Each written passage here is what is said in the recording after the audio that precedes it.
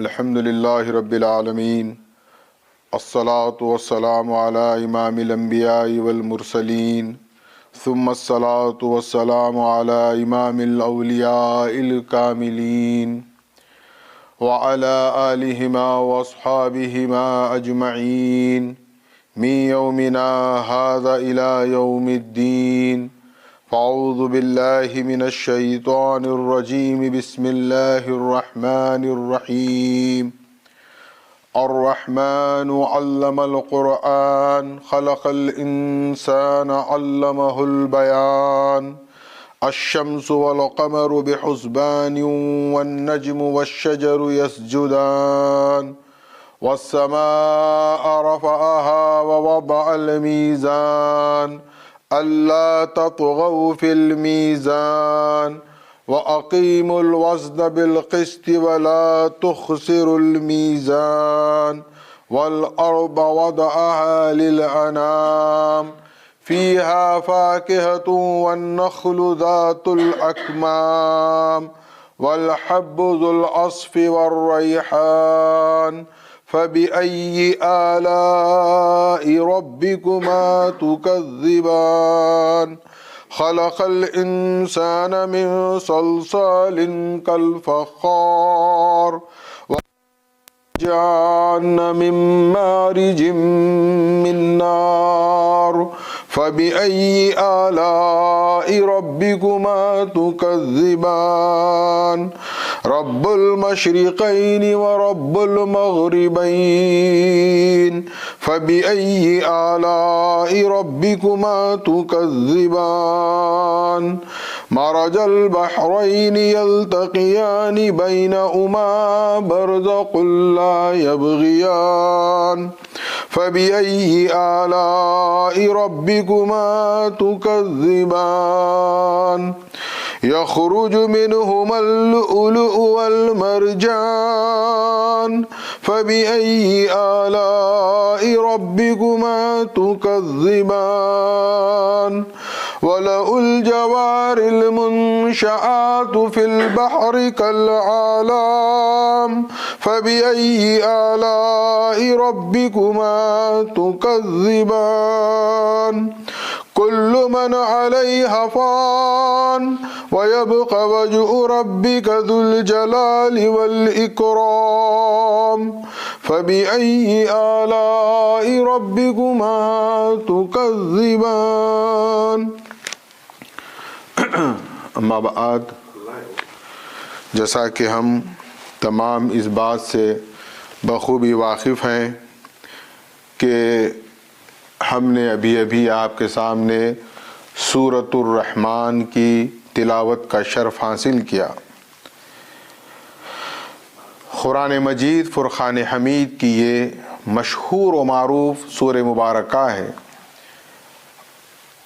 اس کی اپنی کچھ خصوصیات ہیں، اس کی اپنی کچھ فضیلت ہے، اس کا اپنا کچھ مقام و درجہ ہے،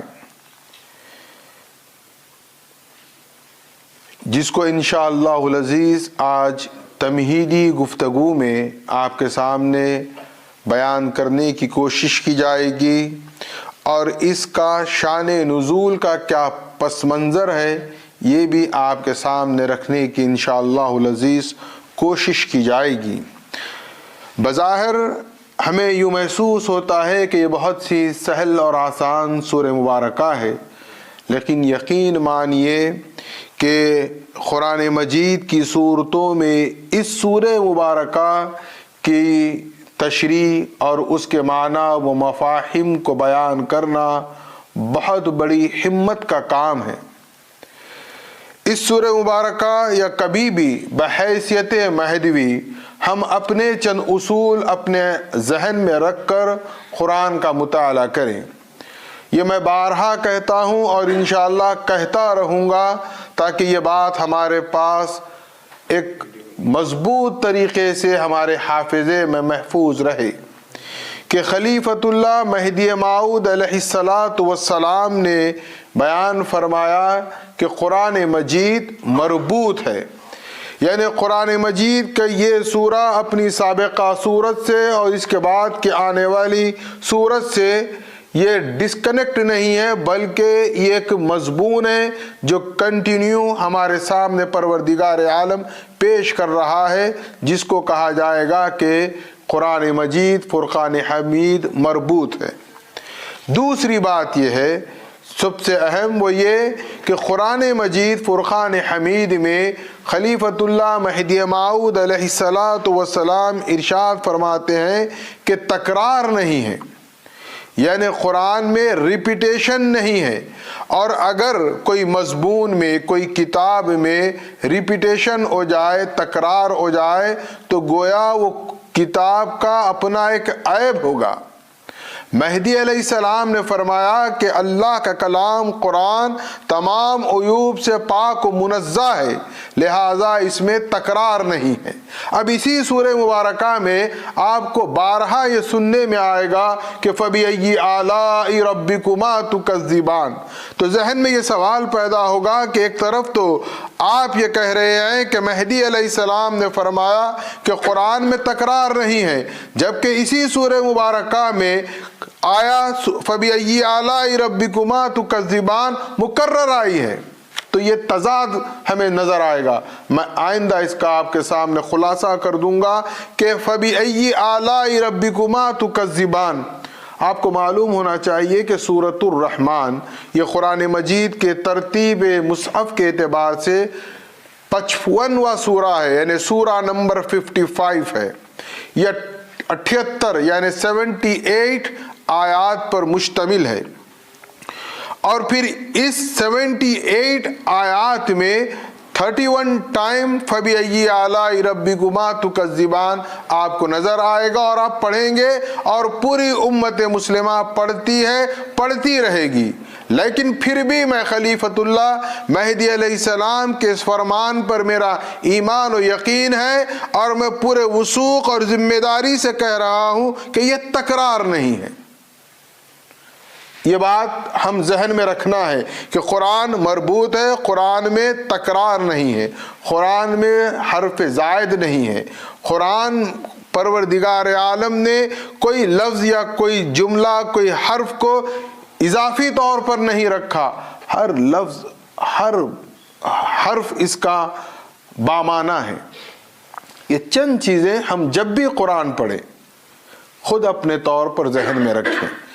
اب آئیے آپ دیکھیں کہ سورۃ الرحمن کی یہ فضیلت ہے سب سے پہلے کہ یہ مکی سورہ ہے۔ آقا کونین محمد الرسول اللہ صلی اللہ علیہ وسلم کی ہجرت مدینہ سے قبل کی آخری صورتوں کے نزول میں اس سورہ مبارکہ کو رکھا گیا ہے کہ قلب محمد صلی اللہ علیہ وسلم پر اللہ رب العالمین نے مکے کے آخری دور میں نازل فرمایا۔ حضرت اسماء بنت ابی بکر رضی اللہ تعالی عنہا سے روایت ہے کہ آقا کونین محمد الرسول اللہ صلی اللہ علیہ وسلم صحن کعبہ میں اس سے قبل بھی یہ بات کہا ہوں اور آپ کو میں مکرر کہوں گا کہ ہجرت سے قبل ہی مسلمانوں کا امت مسلمہ کا جو قبلہ تھا وہ مسجد اقصیٰ تھی۔ حضور صلی اللہ علیہ وسلم چونکہ مکہ مکرمہ میں مقیم تھے، آپ جب مکہ مکرمہ میں ہو کر نماز ادا کرتے تو جن کے ذہنوں میں کعبۃ اللہ ہے وہ یہ سمجھ سکتے ہیں کہ کعبۃ اللہ کے اس کنارے حجر اسود ہے، پھر حجر اسود کے بعد ادھر کی دیوار میں ابتدا میں دروازہ ہے کعبۃ اللہ کا، لیکن حجر اسود سے ادھر کا جو مقام ہے، یہ جو حصہ ہے کعبۃ اللہ کا، اس کو استقبال قبلتین کہتے ہیں۔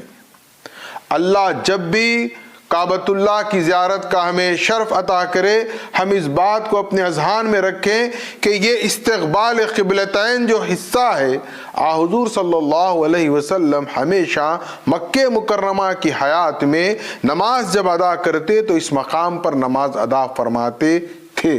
چونکہ ہوتا کیا تھا، سامنے کعبۃ اللہ ہے، اسی کے ایک دم سیدھے ڈائریکشن میں ادھر مسجد اقصیٰ بھی آ جاتی، تو کیا ہوا، یہ استقبال القبلتین، یعنی دونوں قبلوں کو آپ کا رخ ہو جاتا. آپ کی محبت دلی تعلق حضور صلی اللہ علیہ وسلم کا کعبۃ اللہ سے تھا، وہ بھی پورا ہو جاتا.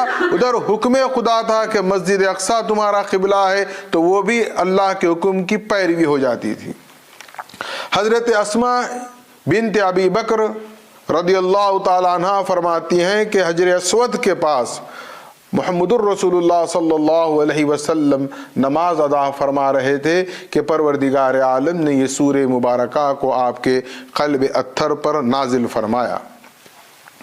اب دوسری اہم بات یہ ہے کہ جیسا کہ ہم نے اس سے قبل سورہ یاسین کا مطالعہ کیا، سورہ یاسین کے بارے میں محمد الرسول اللہ صلی اللہ علیہ وسلم نے ارشاد فرمایا کہ سورہ یاسین قلب قرآن ہے، یعنی سورہ یاسین قرآن مجید کا دل ہے.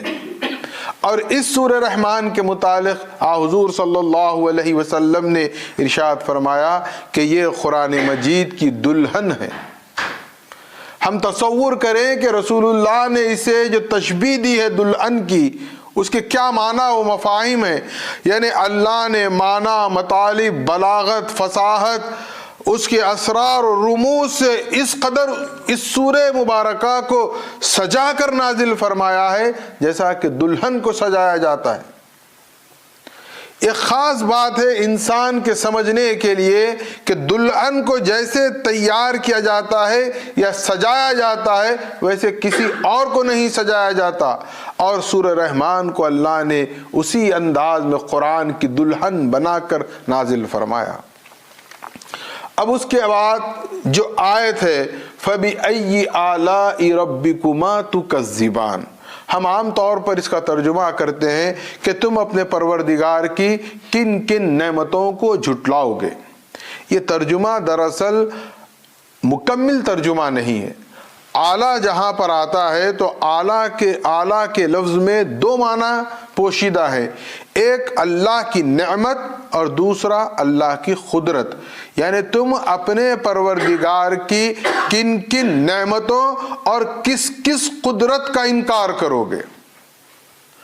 اور حضور صلی اللہ علیہ وسلم جب یہ سورہ مبارکہ کی قرات فرماتے، حضرت عبداللہ ابن عمر رضی اللہ عنہما سے یہ روایت ہے کہ حضور صلی اللہ علیہ وسلم نے ایک مرتبہ اپنے اصحاب کے درمیان سورہ رحمان کی قرات فرمائی. قرات کے بعد آپ صلی اللہ علیہ وسلم نے فرمایا کیا ہو گیا ہے تم لوگوں کو کہ تم جواب نہیں دیتے؟ صحابہ نے عرض کیا یا رسول اللہ اس میں جواب کیا دینا ہے، کیا جواب ہے؟ آپ صلی اللہ علیہ وسلم نے فرمایا جب میں اجنات جنوں کے سامنے یہ سورہ مبارکہ کی تلاوت کرتا ہوں اور جب میں فَبِأَيِّ آلَاءِ رَبِّكُمَا تُكَذِّبَانِ کی قرات کرتا ہوں تو اجنات مجھے جواب دیتے ہیں. کیا جواب دیتے ہیں؟ وَمَا بِآلَاءِ رَبِّنَا نُكَذِّبُ، یعنی ہم اقرار کرتے ہیں کہ پروردگار تیری نعمتیں اور قدرتیں کا ہم انکار نہیں کرتے. اب میں نے اس سے پہلے بھی کہا کہ یہ ایک جواب ہے، ہمیں احادیث سے یہ معلوم ہو رہا ہے کہ یہ ایک سوال ہو رہا ہے، ایک سوال یا ایک کوشچن ہے اس میں کہ کیا تم رب کی نعمتوں، اس کی قدرتوں کا انکار کرتے ہو؟ سوال ہوا تو ہمیں جواب دینا ہے کہ نہیں پروردگار، ہم تو دل و جان سے تیری نعمتوں و قدرتوں کو مانتے ہیں. اب آپ کہیں گے کہ یہ اب ہم عربی میں جواب کیسے دیں، ہمیں وہ حدیث کا ٹکڑا جملہ یاد نہیں ہے. خدا زبان کا، لہجے کا معاذ اللہ محتاج نہیں ہے. خدا ہمارے دل کی کیفیت اور نیت کو دیکھتا ہے. جب اگر اب کبھی آپ نماز میں پڑھیں یا خالی پڑھتے جائیں تو آپ اپنے دل میں جواب دیتے جائیں، اپنی زبان میں، اپنے لہجے میں، اپنے انداز میں کہ پروردگار میں تیری نعمتوں اور تیری قدرتوں کو مانتا ہوں، اتنا ہی جواب دے دے، اللہ ہم سے راضی ہو جائے گا. اگر کبھی امام حالت نماز میں یہ سورہ مبارکہ کی تلاوت کر رہا ہے، ہم بحیثیت مقتدی دل میں اس کا جواب دے دیں تاکہ اللہ کے رسول صلی اللہ علیہ وسلم کیا ہوتے ہیں، اس سے خوش ہوتے ہیں. چونکہ آپ نے اجنات کی حوالہ دیا کہ اجنات کے سامنے جب میں پڑھتا ہوں اور فَبِأَيِّ آلَاءِ رَبِّكُمَا تُكَذِّبَانِ کہتا ہوں تو وہ جواب دیتے ہیں وَمَا بِآلَاءِ رَبِّنَا نُكَذِّبُ. تو ہم بھی کوشش کریں کہ ہم جب بھی یہ سورہ خود پڑھیں یا کسی سے سنیں تو ہم اپنے دل میں ضرور جواب دیں کہ پروردگار ہم تیری نعمتوں اور قدرتوں کو مانتے ہیں.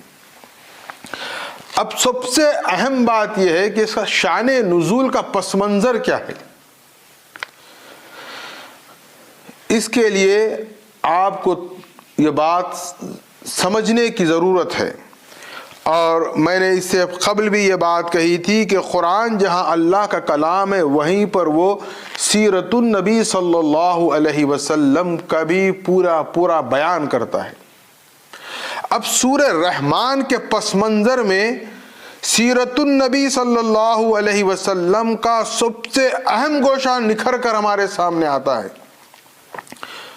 اب آج کے دور میں ہم مانتے ہیں یہ قرآن ہے، یہ اللہ کا کلام ہے، یہ وحی ہے، یہ بذریعہ جبرائیل امین محمد الرسول اللہ صلی اللہ علیہ وسلم کے قلب اطہر پر پروردگار عالم نے نازل فرمایا. میں بھی مانتا ہوں، آپ بھی مانتے ہیں، کروڑوں لاکھوں مسلمان مانتے ہیں، 1400 سال سے مانتے آ رہے ہیں.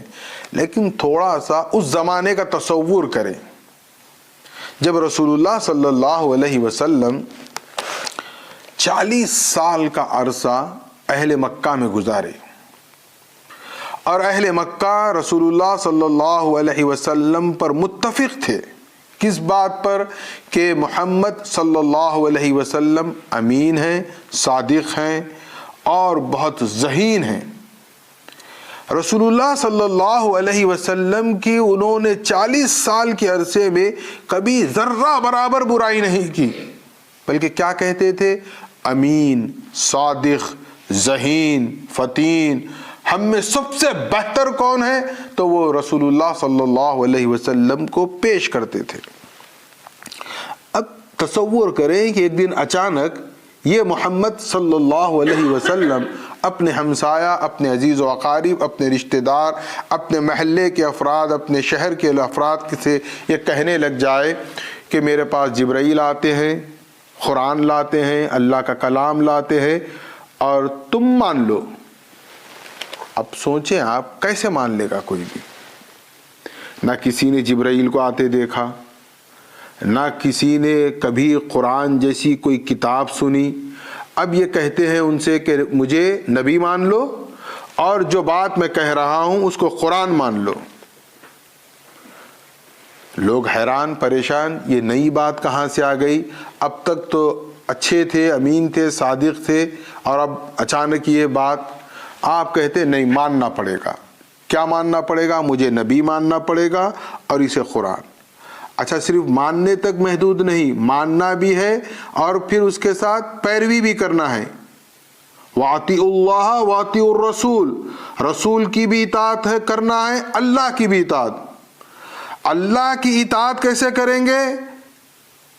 اللہ کی اطاعت یہ ہے کہ رسول کی اطاعت ہی اللہ کی اطاعت ہے. مَن يُطِيعِ الرَّسُولَ فَقَدْ أَطَاعَ اللَّهَ، رسول کی اطاعت ہی اللہ کی اطاعت ہے. اچھا، ماننے تک بھی نہیں، پھر اس کے بعد کیا ہے؟ یہ ماننا ہے اور یہ جو تمہارے اندر خرابیاں ہیں اس کو درست کرنا ہے. یہ تمہارے اندر سود خوری ہے، تمہارے اندر زنا ہے، تمہارے اندر حرام بازی ہے، ڈکیتی ہے، چوری ہے، لوگوں پر ظلم ہے، جبر ہے، یہ تمام برائیوں کو ترک بھی کرنا ہے. انسان کے لیے ایک فطرت ہے. انسان کو آپ کہیں کہ وہ آپ جو ہے روزانہ 50 رکعت نفل کی نماز پڑھو تو وہ بہت خوش ہو جائے گا، کیا اچھا ہے. اگر آپ کسی کو کوئی وظیفہ بتا دو پڑھنے کے لیے کہ 1,25,000 مرتبہ 25,000 بار پڑھیے، 1,25,000 کی تسبیح ہے، تو وہ بیچارہ نہارا جائے گا خوشی سے، بس وہ 1,25,000 کی تسبیح پڑھنے گا. اسی بندے کو آپ کہیں کہ ذرا جھوٹ مت بولو تو وہ آگ بگولا ہو جائے گا. امر بالمعروف و نہی عن المنکر ہے. قرآن کا حکم کیا ہے؟ کنتم خیر امت اخرجت للناس تعمرون بالمعروف وتنہون عن المنکر، نیکی کا حکم دو اور برائی سے روکو۔ نیکی کی بات سب قبول کریں گے، برائی سے جیسا آپ منع کریں گے، روکیں گے، وہ آپ کا دشمن اور مخالف ہو جائے گا۔ یہ فطرت انسانی ہے۔ اب رسول اللہ کہہ رہے ہیں، اور پھر کیا کہہ رہے ہیں کہ اس کو بے چوں و چرا ماننا ہے، سمعنا و اطعنا کا مظہر بن جاؤ۔ لوگوں نے کہا اچھے بھلے تھے، یہ کیا ہو گیا؟ تو لوگوں نے کیا کیا؟ آپ کو نعوذ باللہ کہنے لگے کہ یہ پاگل ہے، آپ مجنون ہیں، کسی نے کہا شاعر ہے۔ بہرحال جتنا ہو سکتا تھا رسول اللہ صلی اللہ علیہ وسلم کی برائی کرنے لگے۔ اب بات رک بھی نہیں رہی ہے کہ بھائی آج بات کر دیے کل بات ختم ہو گئی، مسلسل بول رہے ہیں، مسلسل دعوت دے رہے ہیں اور مسلسل مخالفت ہو رہی ہے۔ اس کے بعد کیا ہوا؟ دیکھتے کیا ہے اس میں کہ کچھ نوجوان، وہ بڑے اچھے، وہ بھی ذہین، وہ بھی اب ان کی بات سننے لگ گئے۔ یعنی ہماری سوسائٹی میں ایک اور سوسائٹی وجود میں آ رہی ہے، تو ان کو پریشانی ہوئی۔ اب یہ لوگ شدت سے مخالفت پر آ گئے۔ مخالفت اتنی مخالفت ہو رہی ہے جس کی کوئی انتہا نہیں ہے۔ آپ قرآن پڑھتے ہیں تو وہاں پر کیا کرتے ہیں؟ ناچنے والیوں کو لا کر ناچ کرواتے ہیں، سیٹیاں بجاتے ہیں، تھالیاں پیٹتے ہیں، چیخیں مارتے ہیں، ٹھٹ اڑاتے ہیں، مذاق اڑاتے ہیں، ایک طوفان بدتمیزی برپا کر کے رکھے ہیں کہ کوئی نعوذ باللہ ان کے مطابق رسول اللہ کی بات نہ سنے۔ مگر رسول اللہ صلی اللہ علیہ وسلم کا کیا عمل ہے؟ بار بار دعوت دے رہے ہیں، بار بار قرآن سنا رہے ہیں، بار بار۔ اب آپ دیکھیں ایک مثال کے طور پر ہوتا کیا ہے کہ ایک مدرس جب درس دیتا ہے تو جماعت میں جب وہ درس کے بعد اگر پوچھے تو اپنے تمام طلباء سے کہ آپ کو میری بات یا جو میرا لیکچر ہے سمجھ میں آیا نہیں، تو تقریباً سب کہیں گے کہ بات سمجھ میں آ گئی۔ اگر اس میں ایک آدھ کہے گا کہ مجھے کچھ سمجھ میں نہیں آیا، تو استاد ابتدا میں کیا کوشش کرتا ہے کہ اس کو انفرادی طور پر دوبارہ وہ سبق پڑھائے، سمجھائے، سمجھانے کے بعد پھر پوچھے سمجھ میں آیا اور وہ کہے سمجھ میں نہیں آیا، تب استاد کیا کرے گا؟ پھر کوشش کرے گا، پھر اس کے بعد کیا کرے گا؟ سمجھ جائے گا کہ یہ سمجھنا نہیں چاہتا۔ رسول اللہ صلی اللہ علیہ وسلم کے پاس بھی یہی ہوتا، لوگ آتے طرح طرح کے سوال کرتے۔ اچھا سوال کی ممانعت نہیں ہے، قرآن خود کہتا ہے آیات للسائلین، سوال کرو، سوال انسان کا پیدائشی حق ہے، لیکن سوال کی نوعیت بڑی اہم ہے۔ جواب ہر طرح سے دیا جا سکتا ہے۔ اب ایک طریقہ میں حضرت عمر کا بتاتا ہوں آپ کو۔ ایک شخص آیا حضرت عمر کے پاس، میں جب سے یہ روایت پڑھا ہوں یقین مانیے میں چاہتا ہوں کہ حضرت عمر کو پروردگار دوبارہ اس دنیا میں بھیج دے، ایسے جواب کی آج سخت ضرورت۔ آ کر سوال کیا عمر سے کہ عمر قرآن میں ہے الرحمن علی العرش استوى، کہ رحمان بلندی پر ہے، کیسے؟ کیف استوى؟ اب یہ عمر فاروق ہے، جواب ہے اس کا، ٹھیک ہے؟ کیا جواب ہے عمر کا وہ دیکھیے آپ۔ بولے قریب آؤ، اب وہ سمجھا جواب دیں گے عمر۔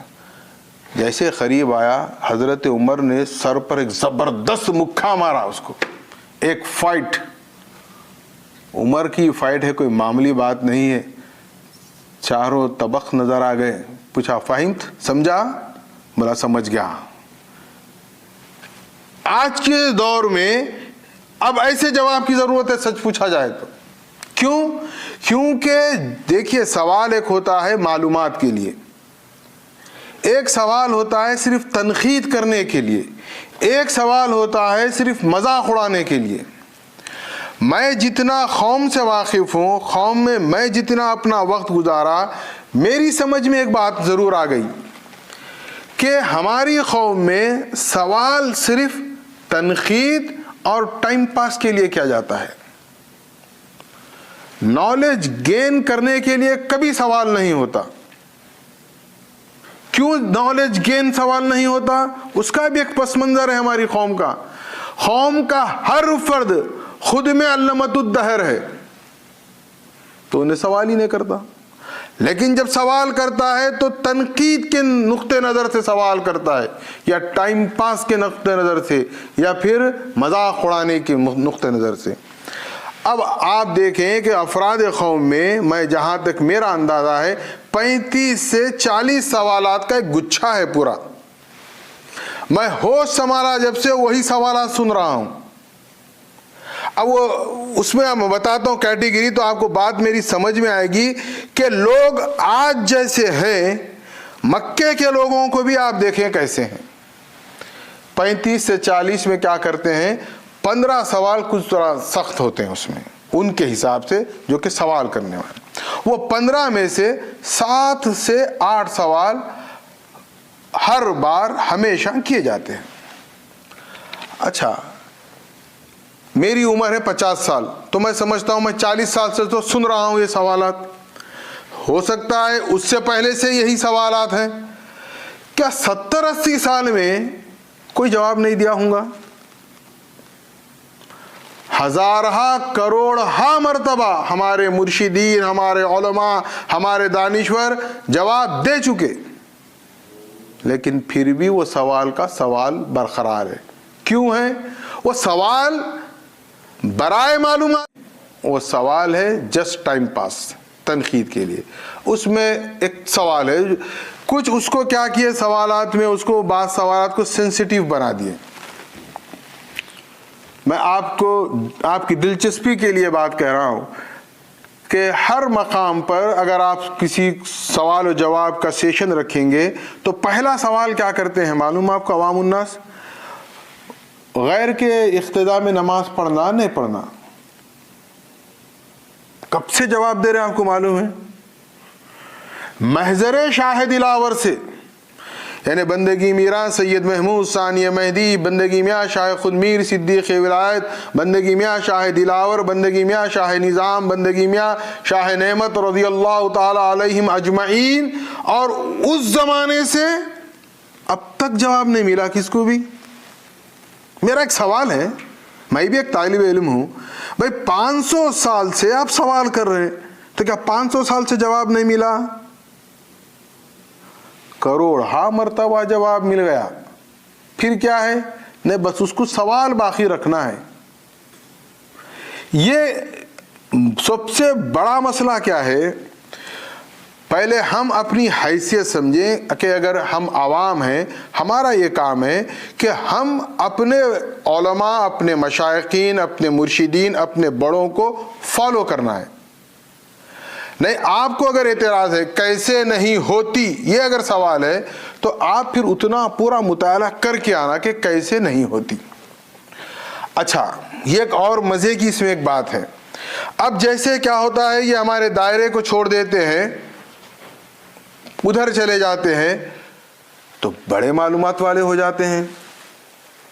ہماری اقتداء میں، ہماری مسجد میں وہ نماز نہیں پڑھتے. اچھا میں نے پوچھا ان سے ایک مرتبہ، ایسے افراد سے بھی میرے مراسم ہیں، نہیں ہم سب کے پیچھے پڑھتے. اچھا سب کے پیچھے میں ہم نہیں آتے؟ نہیں، ہم آپ کے پیچھے نہیں ہوتی. کیوں نہیں ہوتی آپ کے پیچھے؟ نہیں آپ ہمسر مانتے، نہیں آپ دگانے کو فرض مانتے. میں آج کھل کر بات کرنا چاہتا ہوں آپ سے تاکہ ہم اپنے اذہان کو صاف رکھیں. ہم ڈر کے کب تک لوگوں کی مروت میں زندگی گزاریں گے پتہ نہیں. اچھا ہم ہمسر مانے تو آپ کی نماز نہیں، ہم شب قدر کو فرض مانے نماز نہیں، ہم وہ مانے نماز نہیں، ہم یہ مانے نماز نہیں. چلیے تھوڑی دیر کے لیے ہم مان لیتے ہیں. اب جس کے پیچھے پڑھ رہے ہیں وہ کیا مانتے ہیں، کس کو کیا سمجھتے ہیں، کبھی ان سے بھی پوچھا آپ نے؟ اشرف علی تھانوی کو رسول اللہ مانتے ہیں، 100 سال سے لکھتے آ رہے ہیں اہل دیوبند کتاب میں. پوچھو کبھی ان سے، وہاں زبان نہیں کھلتی، وہاں سوال نہیں ہوتا. اشرف علی تھانوی رسول اللہ کلمہ پڑھا دیے، نعوذ باللہ. مہدی علیہ السلام کا ہم کلمہ تو نہیں پڑھتے، ہم تو کلمہ لا الہ الا اللہ محمد الرسول اللہ پڑھتے ہیں. میں اگر وہ کتاب اگر کھول دوں تو دنگ رہ جائیں گے آپ. ابن تیمیہ کی توحید کے عقیدے میں نقص ہے. ہم ایسا نہیں ہے ہم نہیں جانتے، ہم بہت کچھ جانتے ہیں. ہمارا بھی ایک مسئلہ ہے، ہم کچھ کہنا نہیں چاہتے. اس کا یہ مطلب نہیں ہے کہ ہم کو کچھ پتا نہیں ہے. اب یہ اقتداء کا مسئلہ میں جو بات کر رہا تھا، اتنا جواب دینے کے بعد بھی اچھا ادھر جانے پہ یہ سمجھ میں آیا. اچھا ایک محفل میں نے کہا کہ ایک کام کرو، آپ اتنا شوق ہے تو اہل تشیع شیعہ کے پیچھے پڑھ لو. بولا میں آن ریکارڈ یہ بات کہہ رہا ہوں. میں نے کہا کہ بھئی آپ نماز کلمے کی بنیاد کے پر سب کے پیچھے پڑھ سکتے ہیں، میرے نام سے کہو میں کہہ رہا ہوں شیعہ کے پیچھے نماز پڑھو. بولے نہیں ان کے پیچھے نہیں ہوتی. تو مرض کیا ہے معلوم آپ کو؟ دشمن اہل بیت کا مسئلہ ہے یہ. کیونکہ ان کو معلوم ہے شیعہ کیا کرتے ہیں، عاشقان اہل بیت ہوتے ہیں، تو اس لیے ان کے پیچھے بھی نہیں ہوتی ان کی نماز.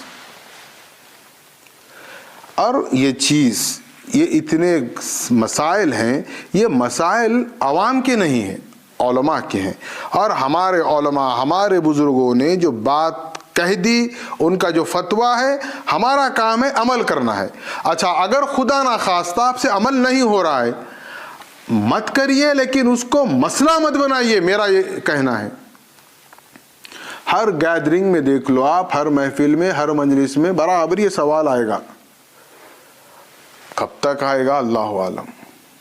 اچھا اس کے بعد ایک دوسرا سوال کنٹروورسی پیدا کرنے، نماز جمعہ کی نماز جمعہ بعض جنے پڑھتے بعض جنے نہیں پڑھتے.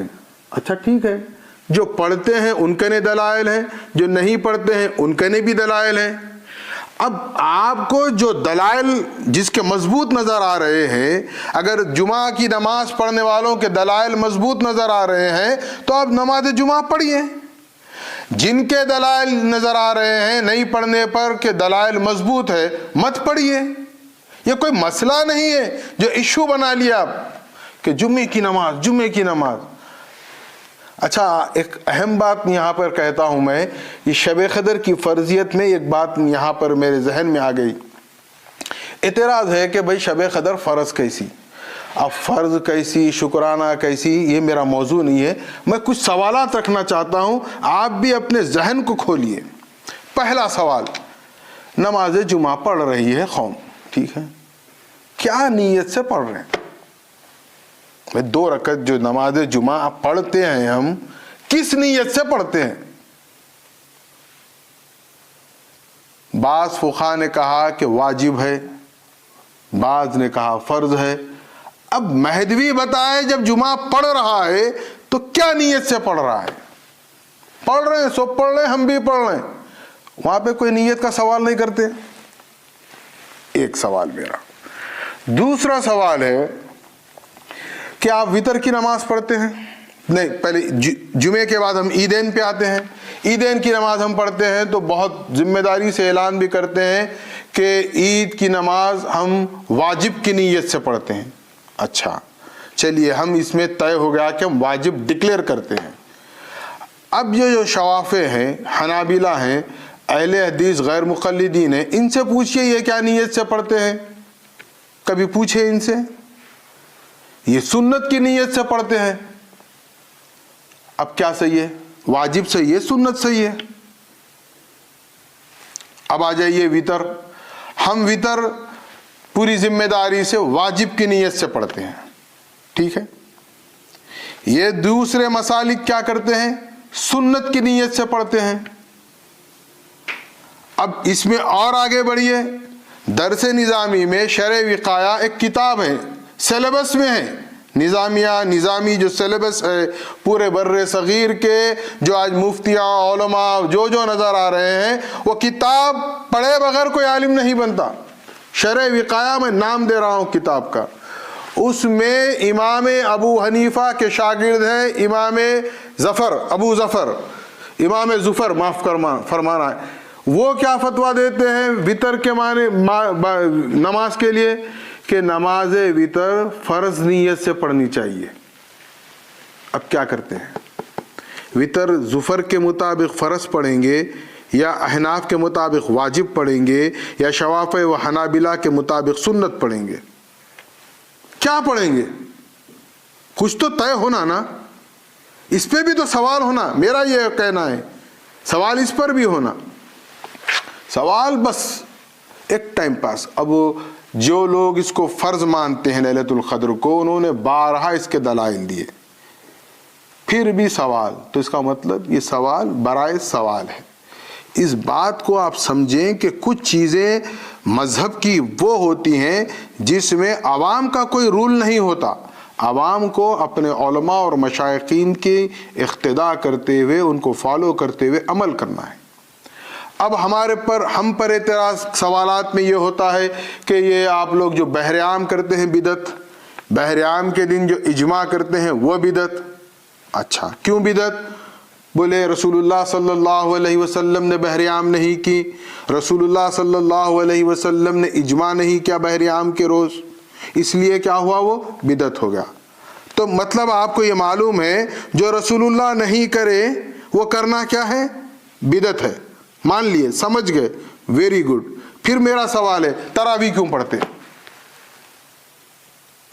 بھائی کیا رسول اللہ صلی اللہ علیہ وسلم جیسا ہم پڑھ رہے ہیں آج کے دور میں 30 دن روزانہ 1.25 پارہ، 1 پارہ، 1.5 پارہ، 3 پارے، 5 پارے، 10 پارے، 1 شبینہ، 2 شبینہ، کیا رسول اللہ صلی اللہ علیہ وسلم پڑھے؟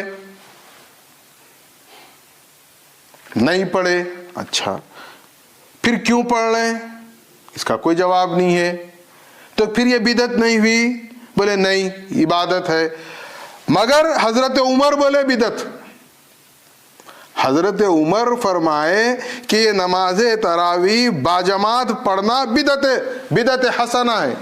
تو بولے حسنہ ہے نہ ہو، حسنہ نہیں ہے، اس پہ رونا ہے. اصل ہم کیا سمجھتے ہیں دین دے؟ میرا نقطہ نظر یہ ہے دین میری اور آپ کی مرضی سے نہیں طے ہوگا. دین اس قرآن سے، صاحب قرآن سے اور صاحب بیان قرآن سے طے ہوگا. ہماری عقل ناقص، ہمارا علم ناقص، ہمارے معلومات ناقص. ہم کیا ہونا ہے؟ سمعنا وطاعنا کا مظہر بننا ہے.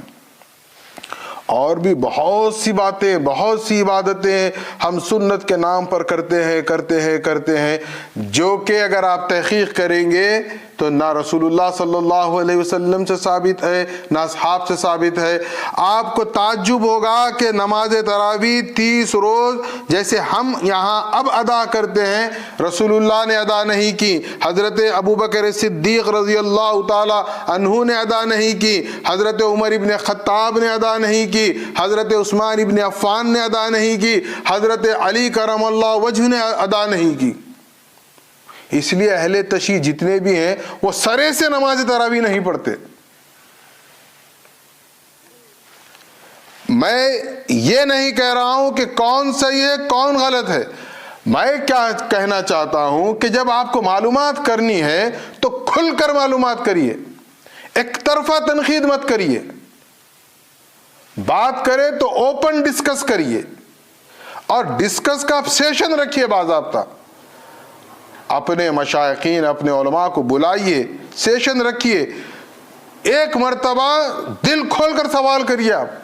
لیکن سوال برائے معلومات کریے، سوال ٹائم پاس کے لیے مت کریے. ورنہ کیا ہو رہا ہے اس میں میں آپ کو بتا، میری تکلیف کیا ہے میں آپ سے شیئر کرنا چاہتا ہوں. بھائی میرے پاس کوئی معلومات نہیں ہے، مجھے اعتراف ہے میں ایک ادنا سا طالب علم ہوں. تھوڑا بہت جو کچھ بھی معلوم ہے میں کیا چاہتا ہوں کہ جو چیز مجھے معلوم ہے جو اچھی ہے میں آپ تک پہنچا دوں. آپ وہ وقت میں یہ ٹائم پاس سوالات کرنے سے ہو رہا کیا اس میں؟ میں اچھی بات آپ تک نہیں پہنچا سکا ہوں، میری یہ تکلیف ہے. ہم چھوٹی چھوٹی چیزوں پر توجہ دیں کہ ہم سے سوال کیا ہوگا. ہماری موت ہے، میں بھی مر جاؤں گا، آپ بھی مر جائیں گے، سب مر جائیں گے. تو ہماری جو آخرت کا جو تصور ہے وہ مضبوط ہونا چاہیے. دیکھیے مہدویت کو خدا را سمجھنے کی کوشش کریں. میں دل سے کہہ رہا ہوں کہ مہدویت عشق الہی کا نام ہے. یہ مہدویت میں آپ کو رفع دین، مہدویت میں تراویح، مہدویت میں جمعہ، یہ سب ڈسکشن آپ کو نہیں ملے گا۔ مہدویت میں کیا ملے گا؟ اللہ سے محبت، اللہ کے ہو جاؤ، اللہ اللہ اللہ اللہ، اللہ کے علاوہ کچھ نہیں ملے گا مہدویت میں۔ ہم وہ سیکھیں۔ ہم نماز پڑھتے ہیں، نماز کیوں پڑھتے ہیں؟ کبھی سوچیں ہم 17 رکعت روزانہ پڑھتے ہیں، کیوں پڑھتے ہیں؟ کیا نعوذ باللہ یہ ایکسرسائز ہے؟ کوئی یوگا پریکٹس ہے؟ رکوع کر لیے، سجدہ کر لیے؟ نہیں، نماز دراصل ذریعہ ہے اللہ سے اپنے تعلق کو قائم کرنے کا۔ ہم اس نیت سے پڑھے نماز۔ ہم اندھے ہیں، ہم نہیں دیکھ سکتے، ہمیں نہیں دکھتا کچھ بھی، ہم بہرے ہیں، ہم نہیں سن سکتے، وہ دیکھتا تو ہے، وہ سنتا تو ہے۔ جب نماز میں آ جائے انی وجہت وجہی للذی فطر السماوات والارض وما انا من المشرکین کہہ کر جب ہم جائے نماز پر ٹھہر جاتے ہیں تو یہ دنیا سے اپنے رشتے توڑ لیں۔ ہم 24 گھنٹے میں آپ کبھی غور کریں، سیکھنا یہ ہے ہم کو، یہ نہیں سیکھنا ہے اقتدا کرنا ہے نہیں کرنا ہے، جمعہ پڑھنا ہے نہیں پڑھنا ہے، فرض بولنا ہے، شکرانہ بولنا ہے، ہمسر ماننا، تابع ماننا، یہ ہمارے مسائل ہی نہیں ہیں۔ ہمارا مسئلہ ہے اللہ سے رشتہ، ہمارا تعلق۔ میں آج ہوں، کل چلے جاؤں گا، کل ختم ہو جاؤں گا، لیکن میں چاہتا ہوں ایک پیغام آپ تک پہنچاؤں کہ ہم بحیثیت مہدوی، ہمارے امام نے ہمیں بہت اعلیٰ مقام عطا کیا تھا کہ ہم وہ قوم بن گئے تھے کہ خدا کو دیکھنے والے تھے۔ آج کہاں آ گئے ہم؟ کس منزل پر ہم گر چکے ہیں؟ ہماری پستی کا جو عالم ہے، یہ پستی سے ہم کب نکلیں گے؟ کبھی سوچیں ہم 17 رکعت روزانہ پڑھتے ہیں، ایک رکعت کبھی اس ناحیے سے پڑھیں، اس نیت سے پڑھیں، اس تصور سے پڑھیں کہ میں یہ جائے نماز پر نہیں ٹھہرا ہوں، میں اللہ کے دربار میں ہوں۔ اور ہر عبادت کا جو مغز ہے، جو روح ہے، وہ آپ کے تصورات ہیں۔ تصور کے بغیر آپ نماز اگر ادا کرتے ہیں، رکعت میں کیا بنتے ہیں آپ؟ متوجہن الی جہت الکعبۃ الشریفہ۔ کیا کعبۃ اللہ ہمارے سامنے ہے؟ بتائیے۔ لیکن کعبۃ اللہ ہمارا قبلہ ہے، تو ہم کیا کر رہے ہیں کہ میری توجہ کدھر ہے؟ کعبۃ اللہ۔ بول تو دیے کعبۃ اللہ، لیکن دل سے پوچھے کبھی خود کے ہم اپنے، ہے کعبۃ اللہ کی طرف ہماری توجہ؟ زیرو، نل۔ جب کعبۃ اللہ کی طرف توجہ نہیں ہے تو مالک کعبۃ اللہ کی طرف توجہ کب مبذول ہوگی ہماری؟ دل کو صاف رکھنے کے لیے مہدی السلام نے کیا کچھ نہیں کہا کہ تم یہ سب چھوڑ دو جھمیلے دنیا کے، جو ہونا ہے ہوتا، جو ہوگا جو ہونا ہے، دل صاف رکھو، دل صاف رکھو، دل صاف رکھو۔ یہ دل کیا ہے؟ یہ آئینہ ہے۔ یہ اچھا، ہم کیا سمجھتے ہیں کہ خدا کے دیدار کے تصور میں بھی کہ خدا کوئی باہر ہمیں نظر آئے گا۔ خدا باہر نظر نہیں آنے والا ہے۔ یہ جو یہاں مرر ہے، یہ مرر ہے اندر، یہ اتنا زنگ آلود ہے، اتنا زنگ آلود ہے۔ آپ گھر میں کیا کریے، کبھی ٹرائی کریے، ایکسپریمنٹ کریے، ایک گھر کے مرر کو آپ خراب کر دیجئے، اس پہ دھبے لگائیے، لگاتے لگاتے کیا کریے، پورا مرر آپ کا سمجھیے، یوں سمجھ لیجئے بلیک ہو گیا۔ کبھی اس بلیک مرر، جو ریڈ ہو گیا مرر، اس کے سامنے ٹھہر کے بتائیے، آپ دکھتے اس میں، آپ کو کچھ نظر آتا؟ کچھ بھی نظر نہیں آتا۔ مرر اپنی جگہ ہے، لیکن اس کے اندر کی جو کوالٹی تھی وہ کیا ہو گئی؟ دھبوں سے ختم ہو گئی۔ اب یہ دل، یہ مرر ہے، یہ اللہ کا مرر ہے، یہ ہمارے پاس ہے، یہ کہیں باہر سے خرید کے لانا نہیں ہے، کوئی محنت کرنا نہیں ہے، یہ مرر کو بس کیا رکھنا ہے؟ صاف۔ صحابہ نے رسول اللہ سے پوچھا، یا رسول اللہ، پھر یہ مرر کے صاف کرنے کا کوئی کیمیکل تو ہوگا؟ بھائی ہر خرابی کی، ہر چیز کی درستگی کی کچھ نہ کچھ تو دوا ہے، ہر بیماری کی دوا ہے۔ رسول اللہ نے کہا ہے، کیا فرمایا؟ یہ مرر، یہ آئینہ، قلب کا آئینہ صاف کرنے کے لیے آپ نے 2 ہتھیار دیے، 2 کیمیکل دیے۔ کیا دیے؟ فرمایا کہ کثرت سے قرآن کی تلاوت کرو، دوسرا فرمایا کہ کثرت سے اللہ کا ذکر کرو۔ اب آپ دیکھیں کیا ہم اس کیمیکل کا یوز کر رہے ہیں؟ کیا اپنے قلب کو صاف کر رہے ہیں؟ پہلے ہمیں طے کر لینا ہے کہ فلاں کے خبر کا، فلاں کے گناہ کا میں جواب دہ نہیں ہوں۔ ہمارا پرابلم یہ ہے دوسرے کے گناہ کا ہم سمجھتے ہیں کہ بس اب اس کے ذمہ دار ہم ہیں، حشر میں ہمیں ہی اس کا جواب دینا ہے، لہٰذا اس کو اتنا معطوب کر دو، اتنا برا بولو کہ بیچارہ برا ہو جائے۔ نہیں، ہم کو کیا ہے؟ اپنا جواب دینا ہے، اپنی اصلاح کرنا ہے۔ تو اب ہم کو کیا کرنا ہے؟ اپنا دل صاف کرنا ہے۔ وقت آخرت کا قریب ہے ہمارے لیے، کل مر جائیں گے، کب کون کیسے مرتا کسی کو نہیں معلوم، ایک لمحے میں ختم ہو جائیں گے۔ آنکھ بند ادھر کی دنیا شروع ہو گئی، کیا جواب دیں گے قبر میں؟ اللہ کے سامنے کیا حیثیت سے ہم حاضر ہوں گے؟ کیونکہ ہم یا تیاری نہیں کر رہے ہیں، ہمارے پاس کچھ نہیں، ہم تیاری کر رہے ہیں۔ کیا تیاری کر رہے ہیں؟ میں اپنے بینک بیلنس کو بڑھانے کی تیاری کر رہا ہوں، میں میری پراپرٹیز کو بڑھانے کی تیاری کر رہا ہوں، میں سونا زیور گولڈ کا پرائز بڑھ گیا تو بی پی میرا ہائی ہو جا رہا، میں یہ تیاری کر رہا ہوں۔ اچھا، نہ میں بینک بیلنس ساتھ لے کے جانے والا ہوں، نہ چیک بک میرے کفن میں کوئی رکھنے والا ہے، نہ جو گولڈ میں بنا رہا ہوں وہ کوئی میرے ساتھ خبر میں رکھنے والا ہے، نہ میرے پراپرٹی کے ڈاکومنٹ، نہ پراپرٹی، کچھ نہیں، بغیر جیب کے کفن چلے گئے۔ لڑتے بچے یہ دیکھتے بھی پھر ہم، بھائی کے بچے لڑ رہے ہیں، بہن کے بچے لڑ رہے ہیں، مگر اپن اپنے کام میں لگے ہوئے ہیں۔ اب وہاں کے لیے کیا انویسٹمنٹ ہے ہمارے پاس؟ کچھ انویسٹمنٹ نہیں ہے، وہ فکر ختم۔ ایسا سمجھ رہے ہیں بخشے بخشائے ہیں۔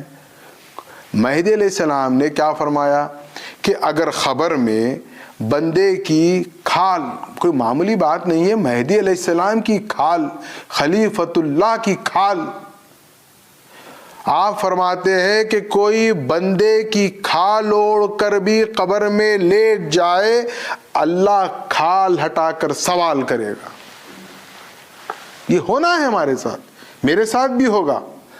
ہم آپس میں طے خود میں کر لیں، خود کو اپنے آپ میں طے کر کے ہم کیا کریں کہ بھائی میرے سے روزانہ 100 غلطیاں ہوتے ہیں، ایک دن میں 100 غلطی نہ میں ختم کر سکتا ہوں، نہ آپ کر سکتے، نہ کوئی کر سکتا۔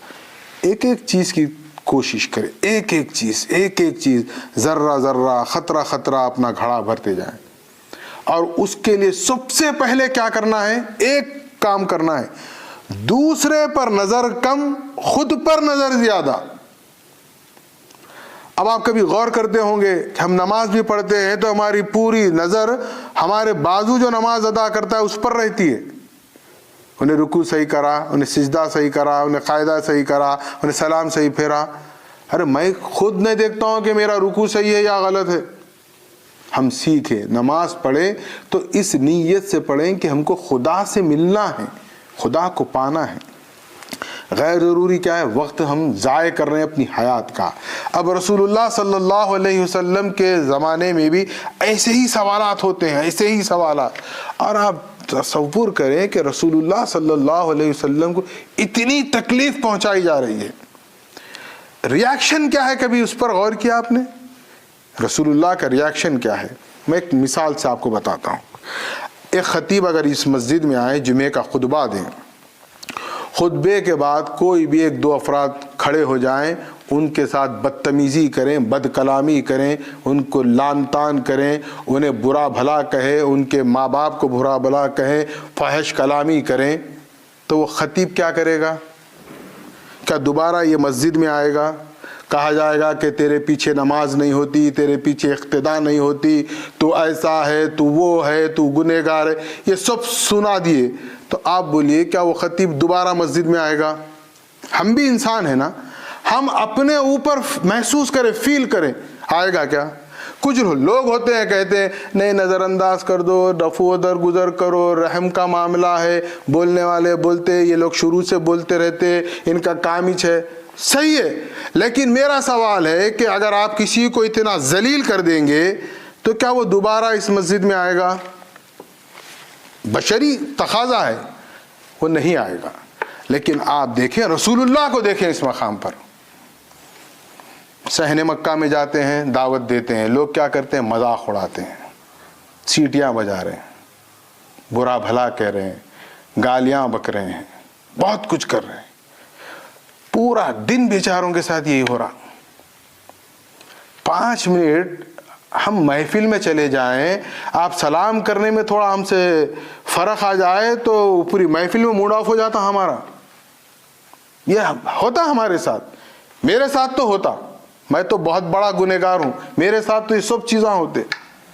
سلام کرنے میں فرق ہو گیا تو موڈ آف ہو جاتا. مگر رسول اللہ کو دیکھیں, پورا دن سارا دن وہ مکے کی گرمی میں ان کو سمجھا رہے ہیں دین, پلٹ کے دے رہے ہیں گالی. رات ہو گئی, اللہ کو دیکھا, اللہ نے کہا وَاصْبِرْ عَلَىٰ مَا يَقُولُونَ. کیا دیکھیے آپ, رشتہ ہے اللہ کا اپنے رسول سے, اس محبت کو سمجھیے آپ. پہلے کیا کہہ رہا ہے اللہ, وَاصْبِرْ عَلَىٰ مَا يَقُولُونَ. حبیب وہ کہتے ہیں کہنے دو, تم صبر کرو. ہم تصور کریں اس ماحول میں کوئی نہیں ہے رسول اللہ کا, کوئی فوج نہیں, کوئی لشکر نہیں, کچھ نہیں. چند نوجوان, چند لوگ آپ کے حامی ہیں, آپ کے مصدق ہیں, آپ کی رسالت کے ماننے والے ہیں. پورے 10 لاکھ کے مجمع میں, مکے کی جو آبادی تھی اس وقت 10 لاکھ کے نفوس پر مشتمل تھی. اگر اس میں سے 150 آدمی آپ کے ہاتھ پر اسلام قبول کرے 10 سال میں, سوچو آپ کیا گزرا ہوگا. 10 سال کو آپ ڈیوائڈ کریے, ملٹیپلائی کریے 365 ڈیز سے, کتنے دن آپ پر گزرا ہوگا. وہ 1 دن 2 دن کی بات ہوتی, کچھ دن کی بات ہوتی تو ایک بات, روزانہ کا مشغلہ ہو گیا. باہر نکلے کچرا پھینک دے رہے ہیں, باہر نکلے مذاق اڑا دے رہے ہیں, باہر نکلے چہرے پہ گرد پھینک دے رہے ہیں, باہر نکلے کوئی ٹھٹ اڑا رہا, کوئی سیٹی بجا رہا, کوئی ستا رہا, کوئی کچھ بول رہا, نماز پڑھ رہے. اونٹ کی اوجڑی, اوجڑی کس کو کہتے ہیں معلوم آپ کو؟ یہ جو جسم جانور کے اندر جو بوٹی جس کو ہم کہتے ہیں اس کو اوجڑی کہتے ہیں. اونٹ کی کتنی زبردست بڑی وزنی ہوتی ہے, کبھی سوچیے آپ یا کبھی جا کر دیکھیے.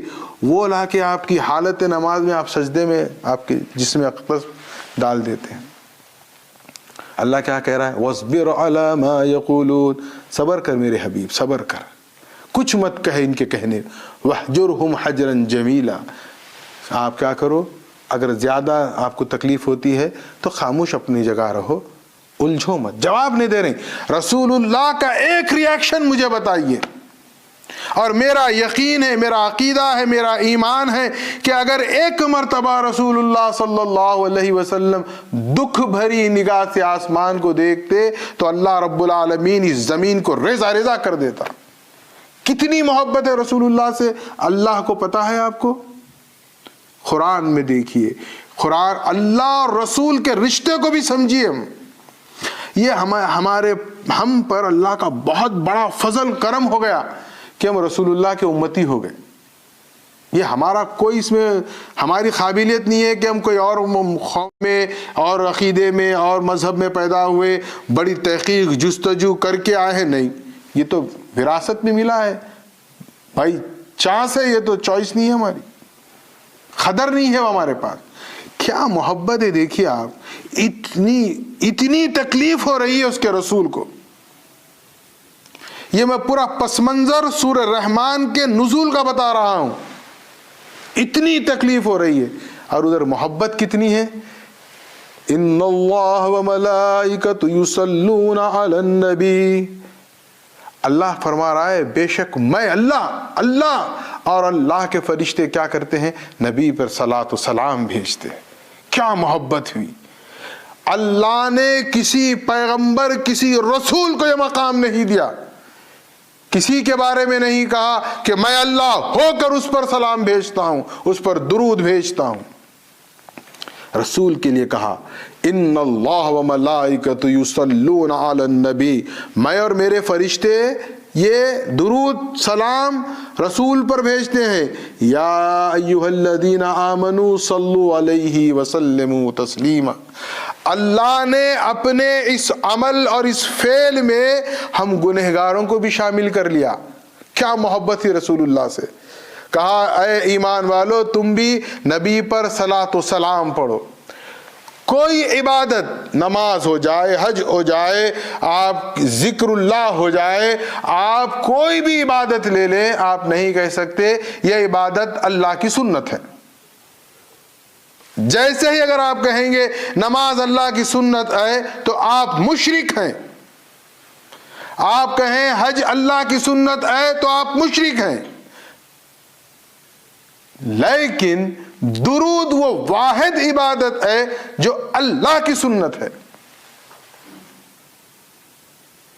اور یہاں ایک بات اور عرض کر دوں، درود کا ورد جب ہم کرتے ہیں، ہم کسی بھی حالت میں رہیں، کہیں پر بھی رہیں، درود پڑھتے ہیں تو درود وہ واحد عبادت ہے جس کو اللہ نے ابتدا سے گارنٹی کارڈ دے کر رکھا ہے کہ یہ قبول ہے.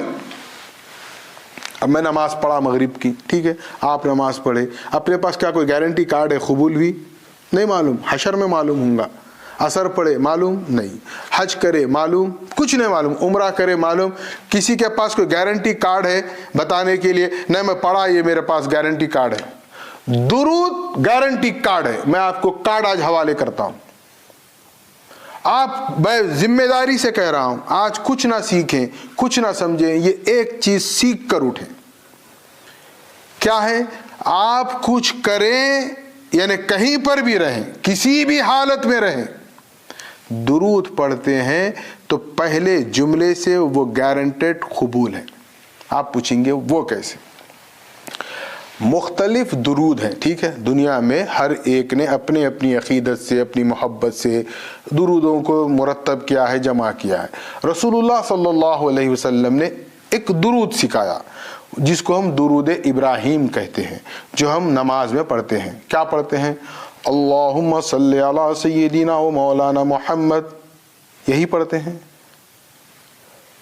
پورا درود جب ہم پڑھتے ہیں، آپ کو معلوم ہونا چاہیے حالت نماز میں پوری نماز کی قبولیت کی میرے پاس تو گارنٹی کارڈ نہیں ہے، لیکن التحیات اور درود کی قبولیت کا گارنٹی کارڈ میرے پاس ہے.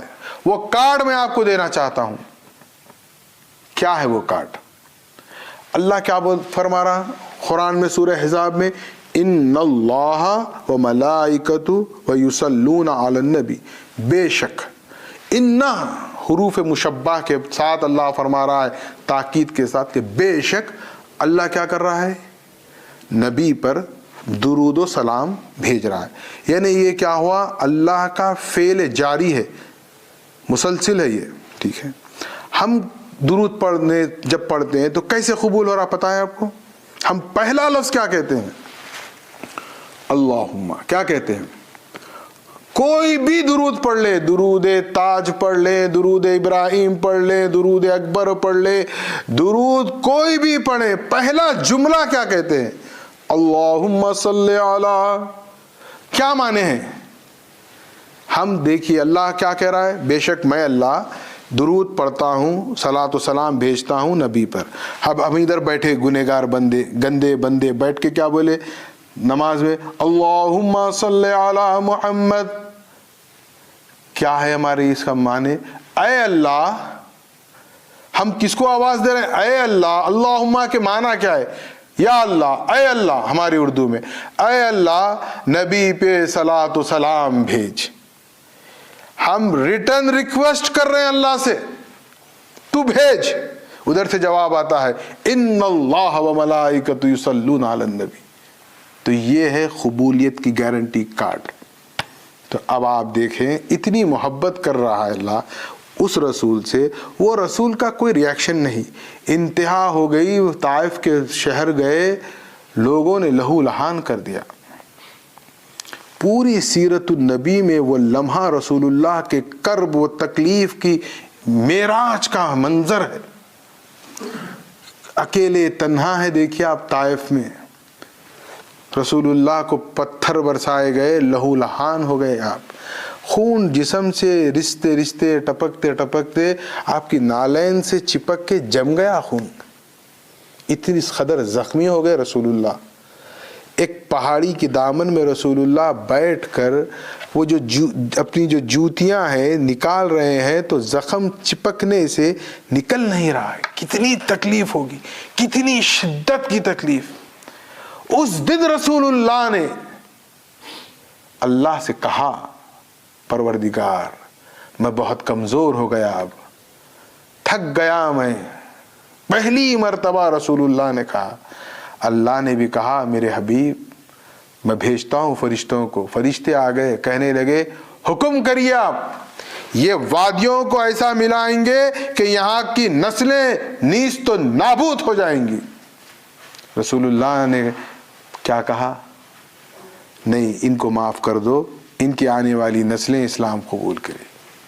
یہ ایکشن کا، ہمارے نبی کا یہ ریاکشن ہے. اب اس ریاکشن میں آپ دیکھیں یہ الرحمن اور یہ صاحب وما ارسلناک الا رحمتا للعالمین کا کیسے کنیکشن ہے. یہ اتنی تکلیفیں، اتنی اذیتیں، اس کے بعد کیا ہو رہا ہے؟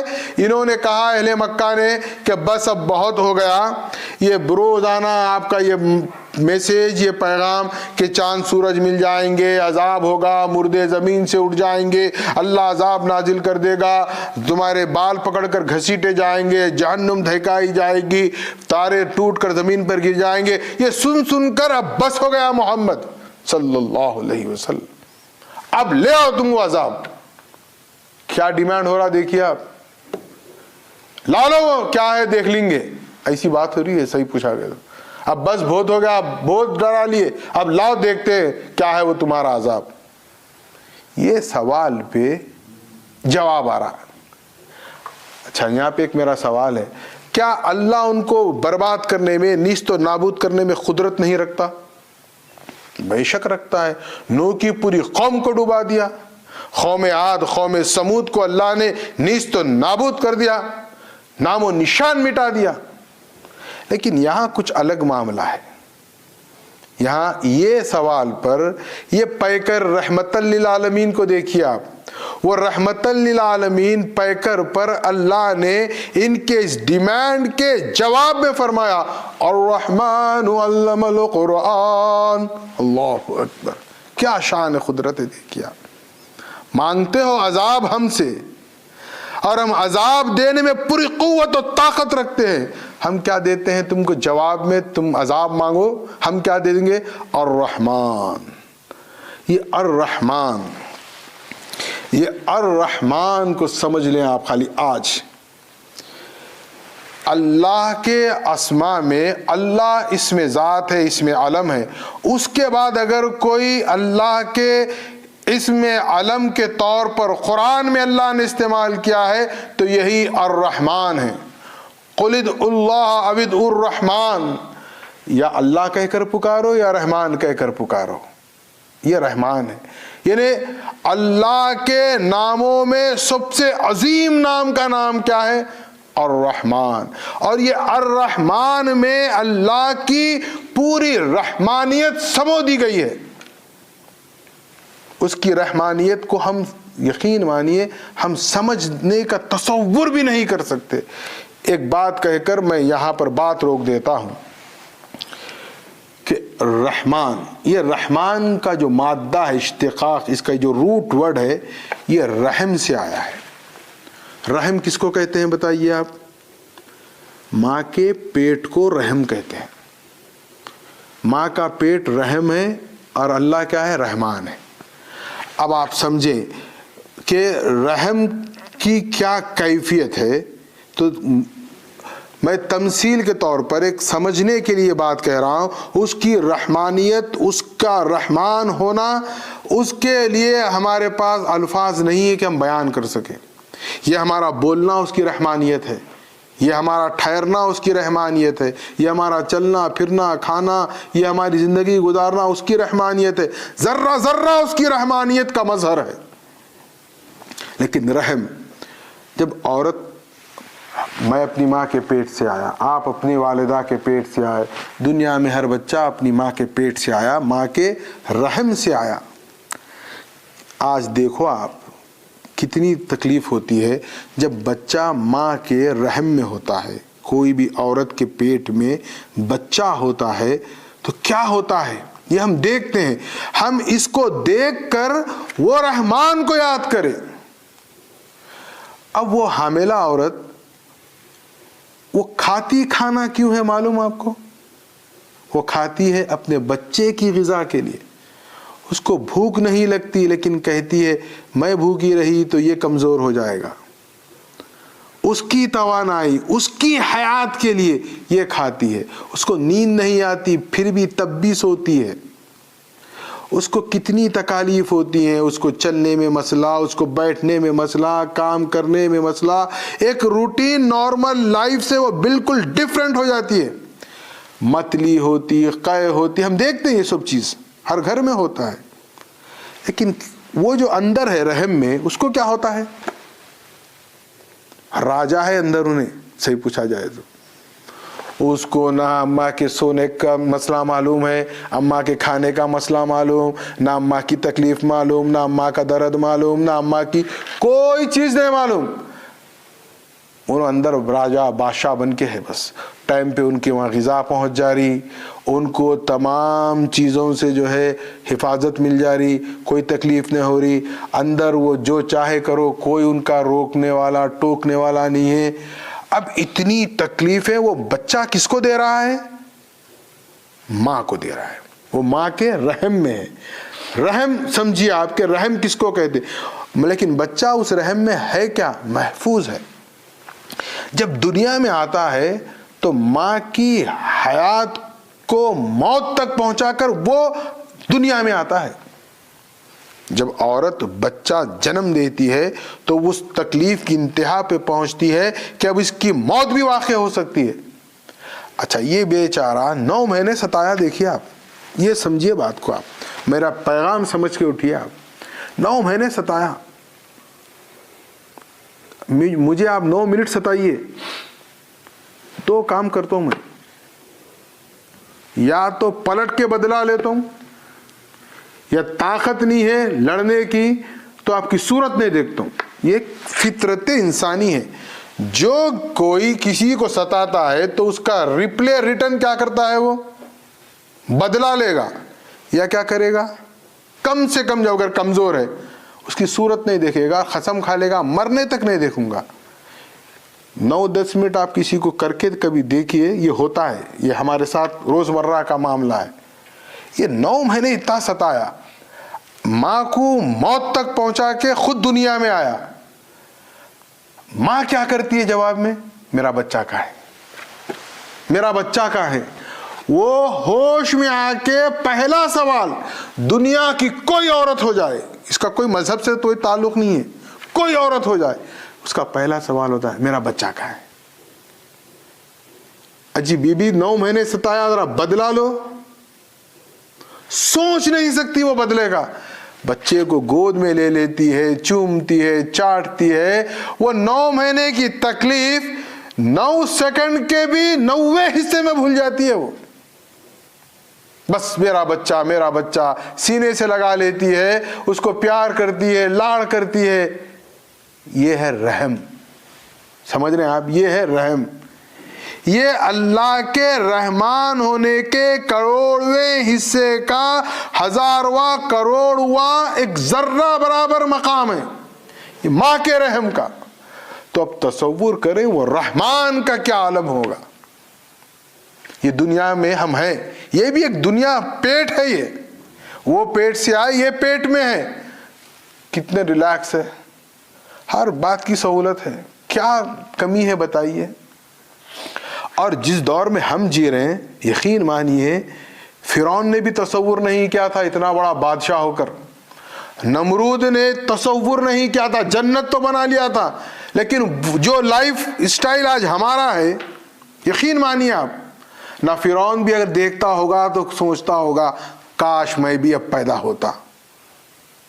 نمرود بھی سوچتا ہوگا کاش اب پیدا ہوتا میں. اب دیکھیے آپ، ہم امریکہ میں ہے، چاہے انڈیا میں ہو، چاہے کسی بھی ملک میں ہو، موسم اگر گرما کا ہے، کتنی دیر میں ہم اپنے بیڈ روم کو جو ہے کول روم کر لیتے ہیں. within seconds اے سی آن، ختم، گرمی گئی. بیچارہ فرعون نہیں کر سکا، معلوم آپ کو. نمرود بھی نہیں کر سکا، کوئی بادشاہ نہیں کر سکا، نہ اکبر کر سکا، نہ اورنگزیب کر سکا، کوئی نہیں کر سکا. ہم کر سکتے. اچھا کولنگ ہو گئی تو ہم کیا کرتے ہیں؟ ہیٹ کھول لیتے ہیں. وہ بیچارے نہیں کر سکتے تھے. ان کو اگر وہ ہوتے انڈیا سے یہاں آنے کے لیے ان کو کہا جاتا تو میں سمجھتا ہوں کم سے کم 1 سال کا سفر ہوتا ان کی پوری جتنی بھی صلاحیت تھی اس کے باوجود. ہم کتنی دیر میں کرتے ہیں؟ 16 آورس میں فلائی کر لیتے ہیں. یہ کیا ہے؟ اللہ کا فضل ہے. یہ بھی فَبِأَيِّ آلَاءِ رَبِّكُمَا تُكَذِّبَانِ روزانہ روز لمحہ ہماری نگاہوں سے گزرتا ہے لیکن ہمارا احساس نہیں. ہم بادشاہوں سے اعلیٰ زندگی گزارتے ہیں. کیسے غذائیں نہیں کھاتے, کیسا لباس نہیں پہنتے, ہم کیسی سہولت ہے, کیا کمی ہے بتائیے, پھر بھی رونا ہے.